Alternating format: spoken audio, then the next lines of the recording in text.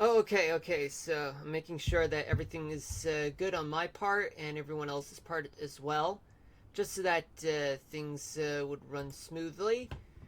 Anyway, this is episode 82 of Mushroom City in Minecraft. Welcome to the stream. This is Marlon here. This is a very uniquely weird day because you have a major internet outage that's impacted businesses and everyone else in various social media platforms, whether if you're on Twitch or Snapchat, Instagram, TikTok, or whatever. But to be honest with you guys, I mean, I've been working, but the only thing I've had issues with was, just some, companies, that I had to, rely on just to, use for work. Anyway, let's get this started, and thank you guys. If you guys were hoping that my stream would happen, guess what? It is happening right now. So anyway, let's get to work. But before we do that, I just need to update on some things. Hold on a minute.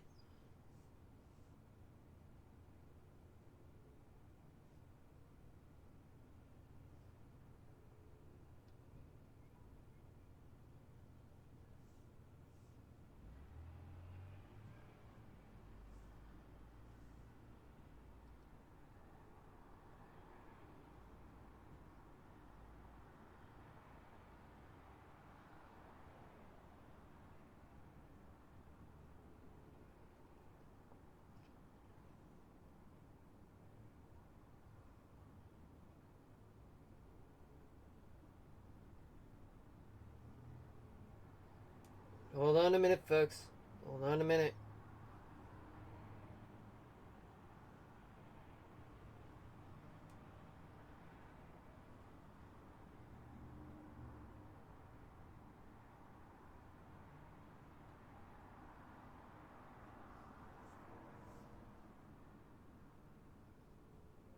All right. Yeah, I'm just making sure that everyone is up to par with things right now.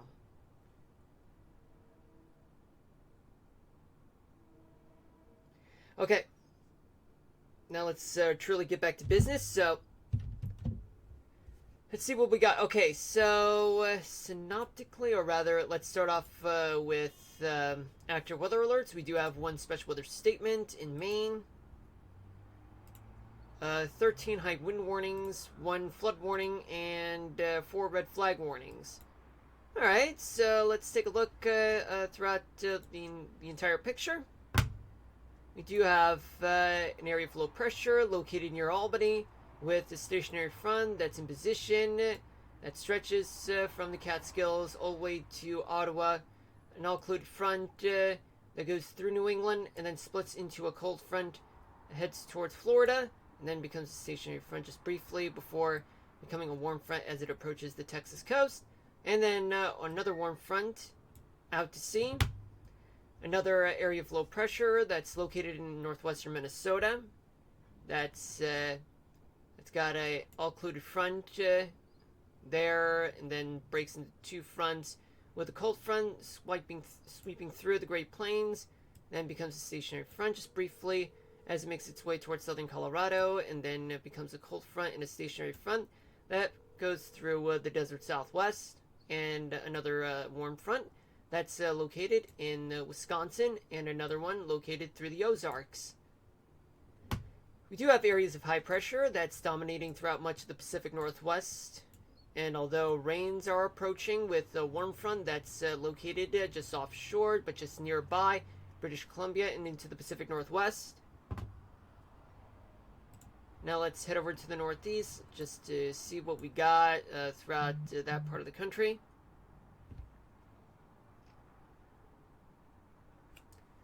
Anyway, as you can see, we do have some counterclockwise flow of clouds and precipitation in the form of rain throughout New England, affecting places like Maine, where they do have some thunderstorms that are affecting on the coastal sides of eastern Maine. and we do have plenty of wet weather to deal with in the Hudson Valley and points north, especially the capital in Albany and parts of Massachusetts, Connecticut, and Rhode Island's looking fine right now, at least in the past 3 hours. But the New York City area, things are clearing up, as well as New Jersey, Pennsylvania, and the Mid-Atlantic, and West Virginia too. Things are clear in the Carolinas, Georgia, Tennessee, Alabama, Mississippi, Arkansas, Louisiana. But there is a cold front that's located all around the I-4 corridor area, from Tampa to Orlando and the Space Coast. We do have, of course, there's the typical flood warning that's located west of Daytona Beach. But in South Florida, there's plenty of pop-up thunderstorms caused by some daytime heating from places like Miami, Naples, West Palm Beach, and Port St. Lucie. Key West has some clouds and showers, maybe thunderstorms are there as well as parts of South Florida too. In Oklahoma and Texas, nothing much is happening, so far at least. In the Ohio Valley, nothing as well in the past 3 hours. The Great Lakes region, though, nothing much in the lower peninsula. The upper peninsula, there are some clouds and showers affecting places like Marquette, Escanaba, just a few clouds, maybe a few showers there. Wisconsin as well, but on the western side, some clouds, showers, maybe a few rumbles of thunder on the western side, especially Duluth and Minnesota. And in Minnesota, well, on the eastern side, plenty of showers, maybe a few thunderstorms, as well as on the northwestern side. Iowa, we do see a cold front that's swiping through the Hawkeye State and northwestern Missouri too, but just northwest of Kansas City though. In the Dakotas, nothing much except for some showers and thunderstorms, but however, there are some high wind warnings on the western side of the Dakotas. We'll get to the wind forecast right now in just a few minutes. But regardless, all that precipitation, all that clouds coming from Montana and Wyoming are making their way into Nebraska and the Dakotas, and maybe a few places throughout Kansas. Kansas on the northern side, just a few clouds and showers. Otherwise, on the south side, nothing much, as well as much of Missouri, the rest of Missouri. On the eastern side of Montana, as I pointed out, as well as northeastern Wyoming, some clouds, showers, maybe a few thunderstorms are moving into the Great Plains, but elsewhere it's nothing much, and especially Yellowstone, Idaho, and western Montana. High wind warnings are in effect just south of Cheyenne on the Colorado side of the state line, and as well as just south of Pueblo. But in eastern Colorado, there are red flag warnings as a result of dry weather there, and plenty of. There's also a high wind warning just located outside of Santa Fe and Albuquerque, New Mexico. Nothing much going on in Utah, Nevada, Arizona. This is Utah, this is Nevada, and this is Arizona. California, nothing much is happening in the past 3 hours. Oregon as well, they're all quiet, but Washington State, just a few clouds, showers coming out of the Cascades, but somewhat dissipating in some form, but I don't know why I said in some form. But anyway, it's still there. Just a few clouds, showers have dissipated for the most part. Though you do have another round of showers and clouds moving into the Olympic National Park area and entering Puget Sound into Seattle, Olympia, Kent, and about to enter the Cascades mountain range.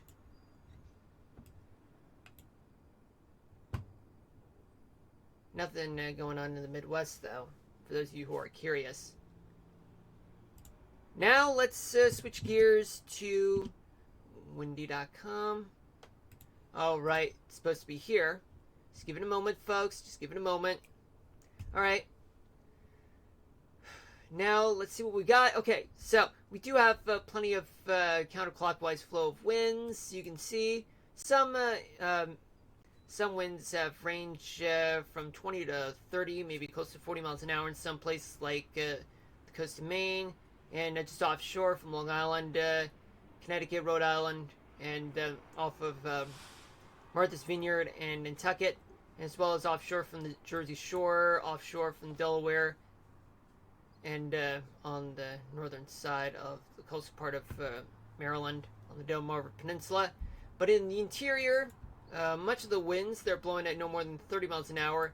The winds are blowing on shore in Maine and northern New England, but they're moving to the east in places like upstate New York, all the way down to Virginia. Just virtually, though.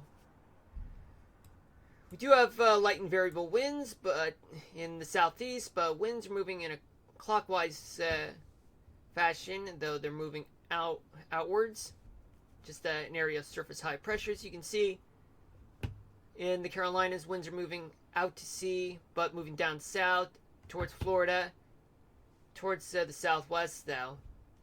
Tennessee, Alabama, Mississippi, Arkansas, winds are moving generally to the north, but they become stronger in Arkansas, in western Tennessee and northwestern Mississippi, blowing up to 30 miles an hour. In Oklahoma, you have winds coming from the north, but then shift to the northeast at up to 30 miles an hour. In northern Texas, winds are coming from the east, blowing towards the northeast at up to 30 miles an hour as well. And on the Panhandle side, the winds are coming from the north, though, but then they shift to the east-northeast. On the south side and east side, though, winds are coming from the Gulf, but then they shift to the northeast, blowing up to 25 miles an hour. In the Midwest, let's start off in the Ohio Valley, where winds are moving to the north, as well as those in the Great Lakes area. But they're blowing up to 30 miles an hour right around the Mississippi area. A little lighter on the eastern side of the Great Lakes and the upper Ohio Valley. But then their winds shifted to the east, you can see. In the Great Plains, from the Dakotas all the way down to Kansas and the prairies, you have winds coming from the northwest. But then they shift to the north. Then they end up interacting with a surface low, just located in northern Minnesota.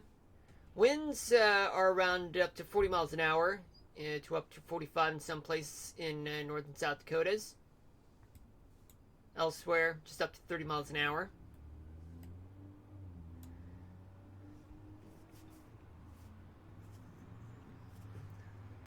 In the northwestern part of the country, you do have some light and variable winds in the leeward side of the Cascades, but Spokane has winds moving to the northeast at up to 20 miles an hour, but then across past Idaho, they shift to the southeast.